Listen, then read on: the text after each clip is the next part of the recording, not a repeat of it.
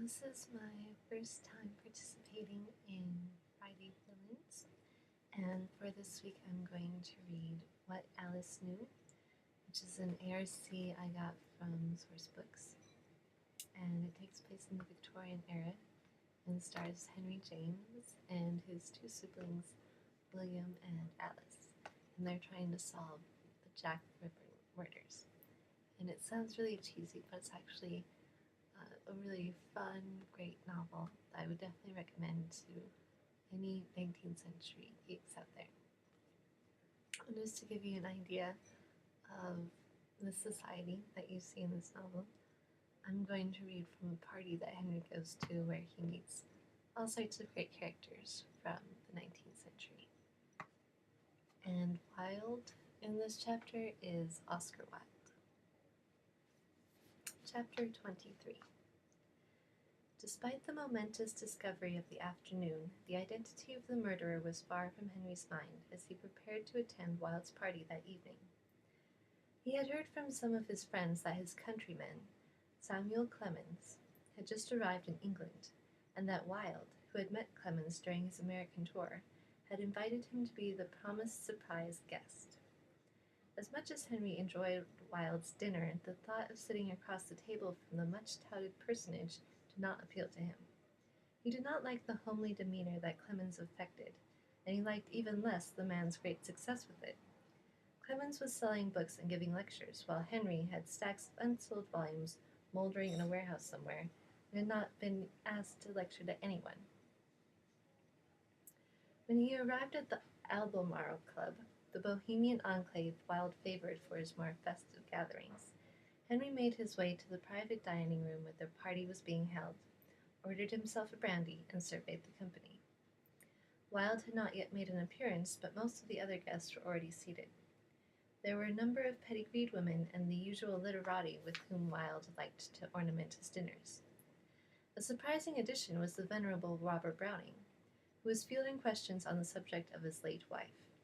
How awful, Henry thought, to have to drag around someone else's literary reputation and have it eternally eclipse your own. There are a few Germans talking loudly about the scientific study of aesthetics, leave it to the Germans to turn art into a science, and a contingent of Frenchmen looking superior for no other reason than that they were French. Also present was a diverse sampling of artists. A handful of eager pre-Raphaelites were listening with rapt attention to their mentor, Burne-Jones, who seemed to be lecturing them on the china plate.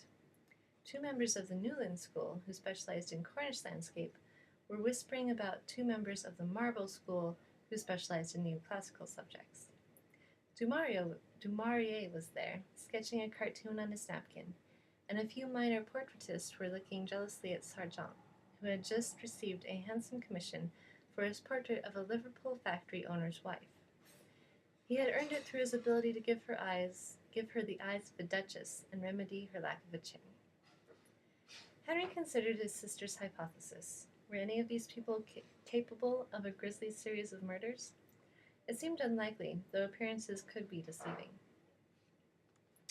He had ordered himself a second brandy, and was beginning to relax when there was a bustle near the door, and Wilde finally appeared with his entourage, which included a number of young gentlemen with the comfortable air of stupidity that seemed to accompany hereditary privilege. Others appeared as well, and Henry caught a glimpse of a face that seemed both familiar and strange. Before he had a chance to take it in, his attention was diverted to a middle-aged man in a checkered suit with wild hair and a bushy, oversized mustache. Clemens. The very sight of this homespun creature was annoying. "Attention, mes amis," said Oscar, tapping his spoon against the glass. "Bienvenue à tout le monde. I want to offer a special welcome to our special guest, Mr. Samuel Clemens, or, as we know him on the page, Mark Twain. He has just arrived from England and is already the toast of Europe." Henry winced. He had been in Europe for more than a decade and was still not the toast of it. "I'm mighty glad to be here," said Clemens, in what Henry believed was an affectedly flat nasal accent, but by which the company appeared to be immediately charmed. "What inspires your writing, Mr. Clemens?" asked one of the pedigreed women. "Alcohol, my dear, and debt," answered Clemens to appreciative laughter. Do you think that your writing suffers from your country's dearth of history? Asked an eager pre-Raphaelite. Not at all, responded Clemens. I wish we could continue to avoid history, but I suspect we will soon have some of it. There was more laughter.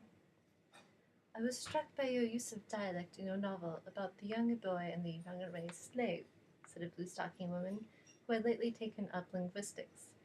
Did you study the structure of American Negro speech? No, ma'am, said Clemens.